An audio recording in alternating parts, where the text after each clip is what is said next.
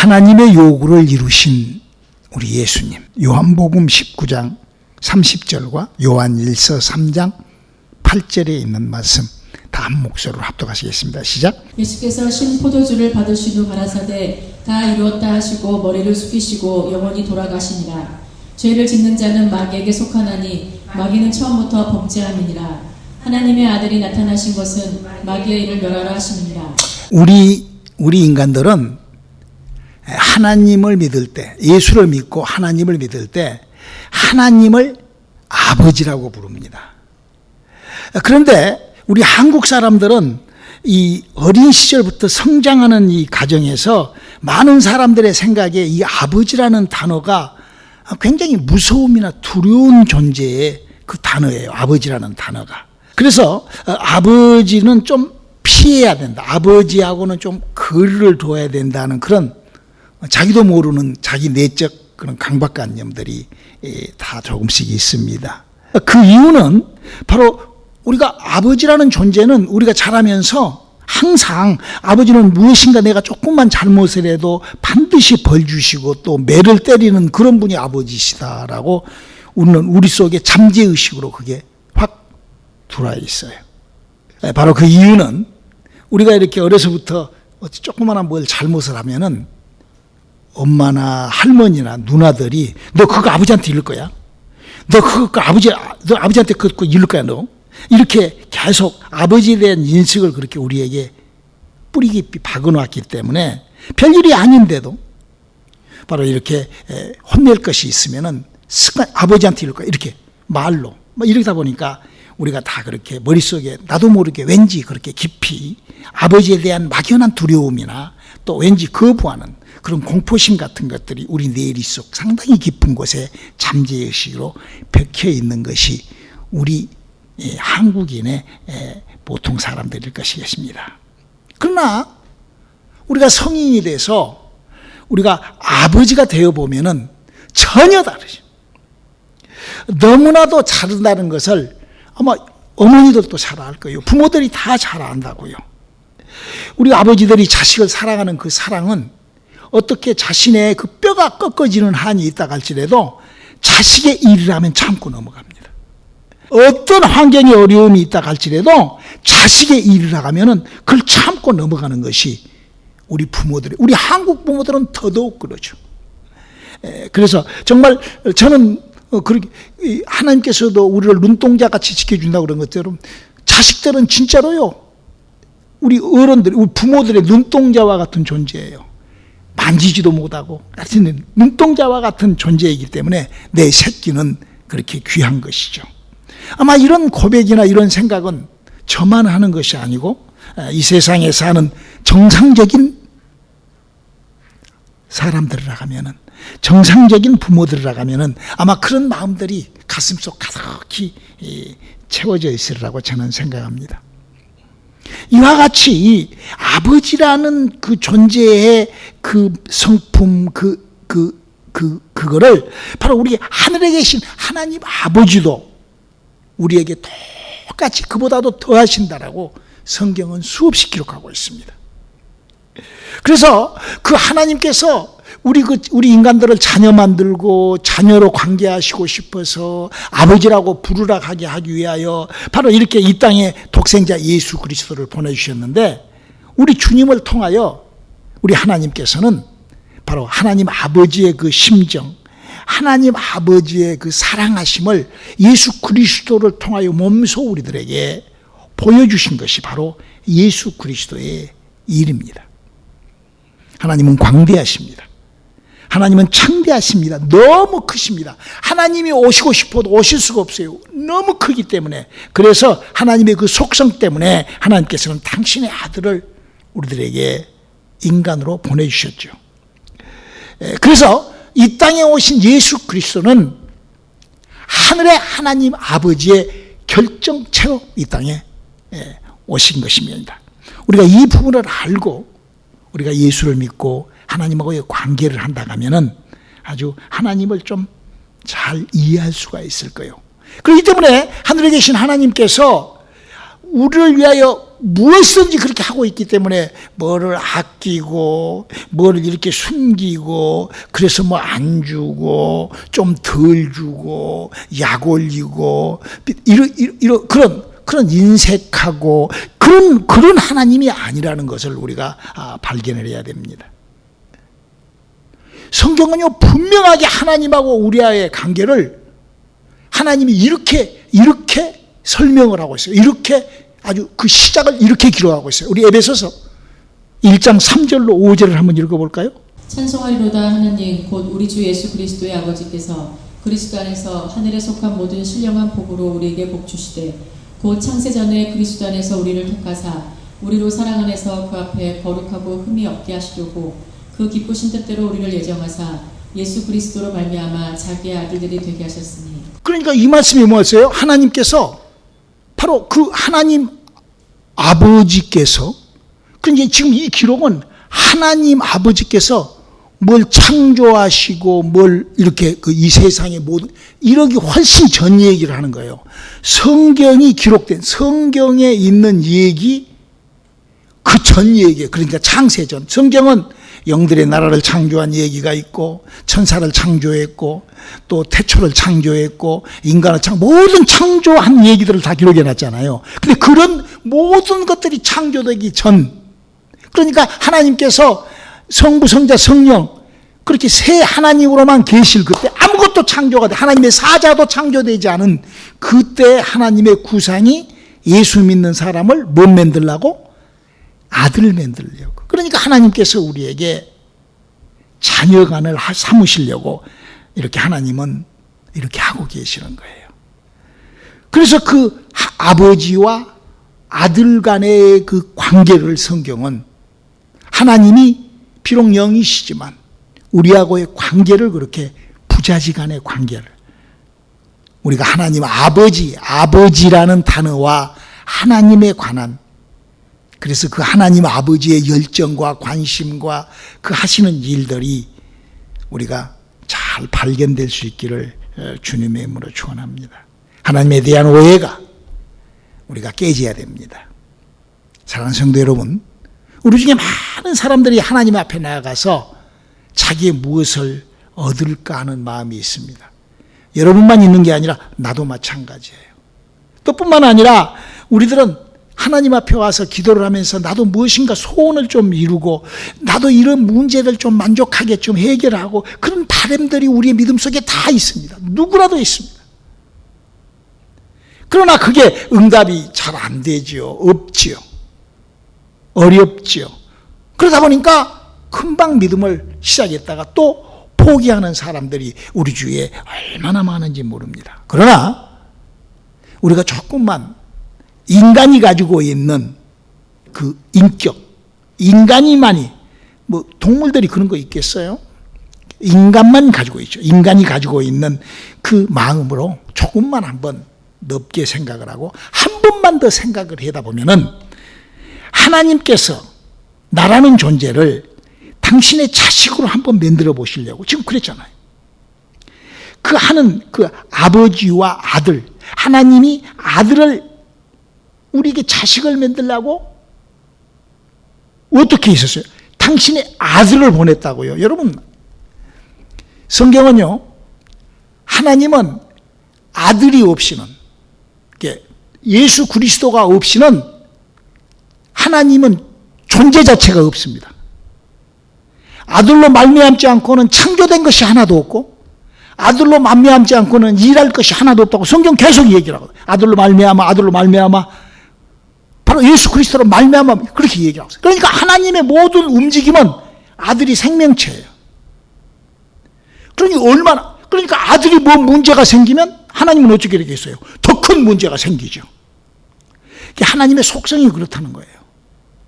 그런 위험과 그런 어려움과 그런 긴박함, 그런 모든 것들을 배제하시고 하나님께서는 독생자를 우리 인간에게 정말 이 구대제와 같이 버려제와 같은 우리 인간들에게 바로 예수 그리스도를 보내주셨어요. 주저하지 않고 보내주셨어요. 왜? 우리 인간을 예수 안에서 자식 만들려. 그래서 그렇게 하신 분이 그보다도 더한 거, 아니 창조한 거는, 아니 자기의 생명 예수 그리스도로 말미암아 그 당신의 생명체 모든 걸 창조하신 뭐 복이라든지 이런 것을 안 주시겠냐 이거죠. 이 부분이 좀 이해가 되시기를 주님의 이름으로 축원합니다. 그래서요, 우리가요, 내 생각이나 내 기분이나 내 처지나 내 형편이나 내 사정만 그렇게 생각하지 말고, 우리가 이 성경 속에 들어있는 구약 시절에 하나님이 일했던 그 엄청난 일들과 또 신약 시절 때 2000년 동안에 일어났던 우리 주위의 간증들과 이런 것들을 보면은요, 하나님이 하시는 일은 정말 어마어마한, 인간들에게, 여러분의 앞에 있는 저에게도 얼마나 하나님이 역사를 해버리셨으면 정말 저는 다시 태어나면은 빨리 하나님 믿고 저는 영원한 천국 가서도 오직 주님 옆에만 있고 싶고 하는 그런 사람으로 저를 변화시켜 버리죠. 우리 주위에 얼마나 하나님으로 왔던 축복, 신비스러운 능력과 역사, 그 간증들이요, 차고 흘러도 넘칩니다. 나만 안 되죠. 그렇다면 내가 조금만 더 생각을 해보고 조금만 더 나의 믿음을 정확하게 소유하고 내 믿음으로 인하여 하나님의 축복을 시작해야 되겠다는 마음을 먹고 내가 나를 바꿔나간다 하면 그때부터 하나님의 방법이 시작되고, 하나님의 방법은 하나님의 축복과 하나님의 역사로 우리들을 이끌어 나가실 거예요. 하나님은 당신의 아들이 눈동자와 같이 그런 아들을 우리에게 보내셔서 우리를 자녀 삼으시고 우리를 바로 당신의 눈동자와 같이 지키신다고 성경은 알리고 있는 것입니다. 하나님께서는 정말 우리들에게 그래서 사도 바울은 에베소서 5장 17절에 이렇게 기록하고 있잖아요. 그러므로 어리석은 자가 되지 말고 오직 주의 뜻이 무엇인가 이해하라. 우리가요, 하나님께서 예수 그리스도를 보낸 그 뜻, 하나님께서 예수 그리스도를 이 땅에 보내시는 그 약속, 그런 것들을 잘 이해하라는 부탁이죠. 오해하지 말고. 여러분, 우리가요, 이 세상을 살면서도 사람과 사람 간에 조금 이해가 안 맞다 보면은 크게 싸울 수가 있습니다. 문제가 생깁니다. 나라와 민족과 민족도요, 조그만한 것 때문에 전쟁을 합니다. 막 난리가 납니다. 이웃도요, 아무것도 아닌 것 때문에 괜히 뭐 층간 소음 때문에 막 사람을 죽이고 막 한국에 막 그런 엄청난, 그러니까 조금 그 사람이 뭐 소리를 내고 싶어서 낸 게 아니라 부득이하게 했는데 그거를 오해해가지고 막 뭐 한국에서 지난번에 어떤 그 뉴스에 크게 나오더라고요. 어떤 그 스큐리티, 그 아파트를 지키는 스큐리티한테 그분이 차를 어떻게 해서 이제 뭘 했는데 이 사람이 외국 차 타고 뭐 돈도 좀 있는가 봐. 그 사람이 막 하니까 서로 오해해가지고 한 사람은 자살하고 한 사람은 또 교도소 가고 뭐 이런 것들이, 그래서 전부 다 그런 어떤 언어의 장벽, 미국에 와서 언어 잘못하면은요, 언어의 장벽이 막 생기잖아요. 흑인과 백인의 사이에도 그 8분 몇 초 무릎으로 눌러 죽이는 것도 그것도 뭔가가 잘못돼서 그러는 거예요. 서로 간에 오해가 있기 때문에. 이런 것이 바로 우리가, 그게 뭐냐면은 똑바로 알지 못하고 이해하지 못함으로 바로 그런, 이와 똑같이 하나님하고 우리하고의 관계도 하나님을 이해하지 못함으로 말미암아 그런 엄청난 그런, 하나님이 살짝 그러지 말으라고 눌렀는데 그냥 8분 50초를 눌러갖고 죽어버린 경우가 나오는 것처럼 말이야. 물론 여러 가지. 그러나 그런 문제들은 이 땅에서만이 문제가 아니라 저 하나님의 나라에까지 영원히 우리가 죽고 난 다음에도 그런 문제가 있다라고 성경은 우리들에게 계속 이 얘기를 하고 있습니다. 자, 그러면 우리가 이 문제를 해결하기 위해서는 우리가 어떻게, 나라는 사람이 이런 하나님의 사랑과 이 모든 것들을 다 툭 터놓고 해결하기 위해서는 내가 어떻게 해야 되는가? 성경은 무엇을 우리에게 알리고 있는가? 우리가 아무리 의롭고 똑똑하도 또 하나님을 또 안다고 할지라도 우리 하나님 보지 못하잖아요. 하나님 알지도 못합니다. 그래서요, 우리는 무능하고 어리석고 모자라고 정말 버러지 같은 존재에 불과해요. 우리 인간은 하나님하고의 관계가 그렇게. 그럼에도 불구하고 우리 인간들은요, 자기의 어떤 이론, 자기의 어떤 그런 그 기본적인 어떤 상식, 현재 그 별 볼 일 없는 자기의 그 위치 때문에 하나님을 그렇게 만나면 무슨 소외가 나고, 하나님하고의 뭐 관계하면은 좀 별 볼 일 없고 하나님을 무시하고 하나님하고 관계도 안 하고 이렇게, 그러면서 미리부터 마음을 이렇게 동에 메고 하나님을 절대 받아들이지 않는 그런 사람들이 우리에 얼마나 많은지 몰라. 우리 오늘의 선교교회 성도님들은 우리의 마음과 생각과 우리의 모든 것을 다 동원하여, 나의 인격을 동원하여 하나님을 다 알 수 있게 할 수 있기를 주님의 이름으로 축원합니다. 성경은요, 하나님을 충분히 알 수 있도록 다 그렇게 지식으로 기록해 놨어요. 그래서요, 우리가요, 그 성경을 읽는데 어떤 사람이 무슨 박사라고 해서 성경을 정확하게 읽고, 어떤 사람이 너무 무식하다고 그래서 성경을 성경은 그러지 않거든요.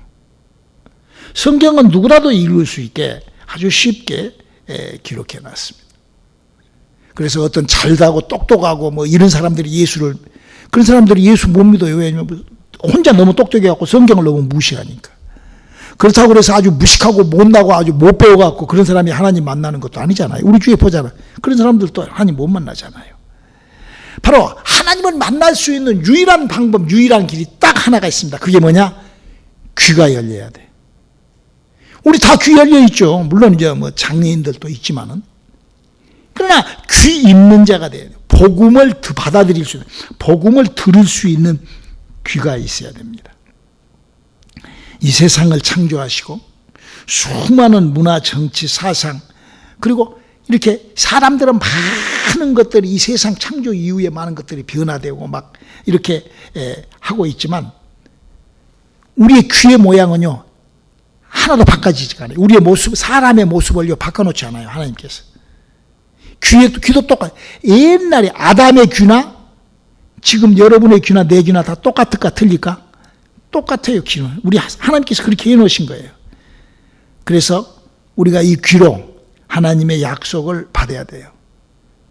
지금요, 너무나 안타까운 거는 이 기독교라는 종교가 어떤 그런 바꾸어진 성경 공부, 바뀌어진 교회 시스템, 바뀌어진 교회의 무슨 호합판, 그런 게 무슨 사람이 우에 모이니까 하나님의 성령의 역사, 그러지 않습니다.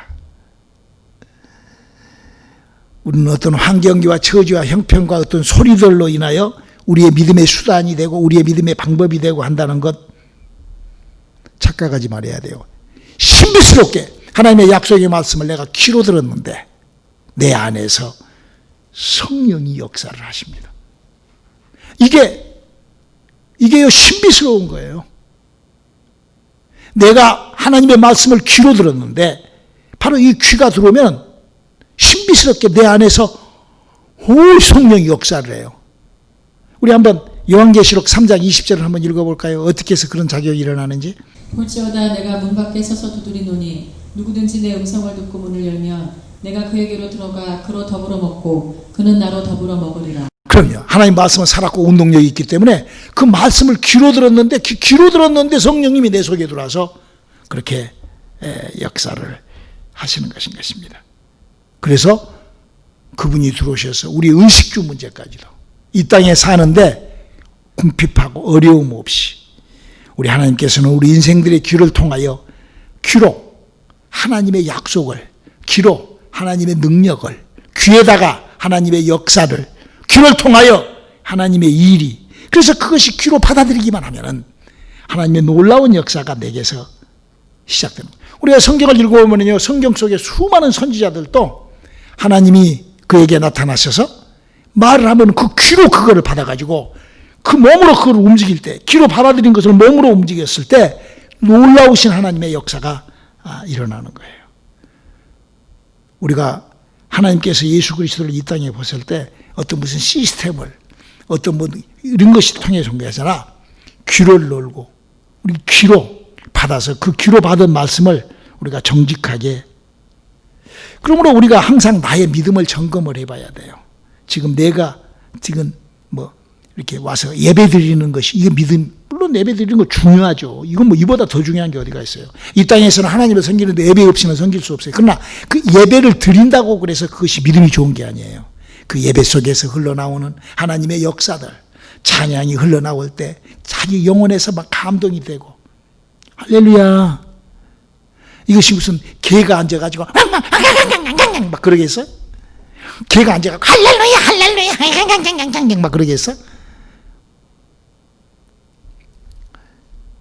바로 우리 예배를 드릴 때 그런 성령의 그런, 물론 우리가 11조하고 감사헌금하고 하나님 앞에 뭐 성교헌금하고 여러 가지 그런 거 그 믿음 굉장히 좋은 거죠.